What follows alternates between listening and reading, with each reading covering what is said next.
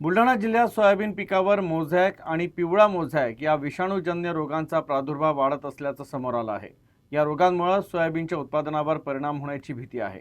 त्यामुळे शेतकऱ्यांनी वेळीच एकात्मिक कीड व्यवस्थापनाचा अवलंब करावा असं आवाहन कृषी विज्ञान केंद्र आणि जिल्हा अधीक्षक कृषी अधिकारी कार्यालयाच्या वतीनं करण्यात आलं आहे। मोझॅक रोगामुळे सोयाबीनची वाढ खुंटते आणि पाने लहान जाडसर व सुरकुतलेली होतात, ज्यामुळं शेंगाचे प्रमाण घटते। या रोगाचा प्रसार प्रामुख्यानं खोड कीड आणि दूषित बियाण्यांमधून होतो, तर पिवळ्या मोझॅकमध्ये पानांचा भाग पिवळसर होतो। पांढऱ्या माशीमार्फत हा रोग वेगाने पसरत असल्यानं सुरुवातीलाच रोगग्रस्त झाडे उपटून नष्ट करणे गरजेचे आहे।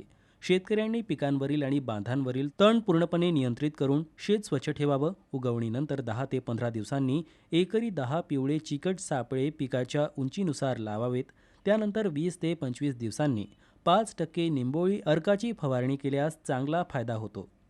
साधारणतः फुले धरण्याच्या अवस्थेमध्ये या रोगाचा प्रादुर्भाव झाला असल्यास शेतकऱ्यांच्या उत्पन्नामध्ये कमालीची घट होण्याची शक्यता नाकारता येत नाही। म्हणून अशा प्रकारचे पिवळे हिरवे ठिपके दिसलेले झाडं जर आपल्याला सुरुवातीच्या अवस्थेमध्ये शेतामध्ये दिसले तर याच्या नियंत्रणाकरता सर्वप्रथम प्रादुर्भावग्रस्त झाडं उपटून नष्ट करणे याच्यावरती एक चांगला उपाययोजना आहे।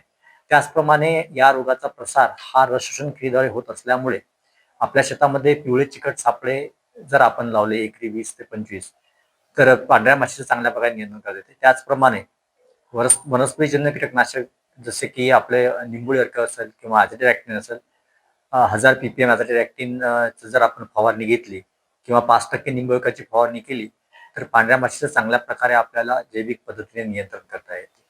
काही ठिकाणी जर पांढऱ्या माशीचा प्रादुर्भाव खूप जास्त प्रमाणात असल्यास आंतरपंप कीटकनाशकांची फवारणी करून सुद्धा आपण पांढऱ्या माशीचं नियंत्रण करू शकतो।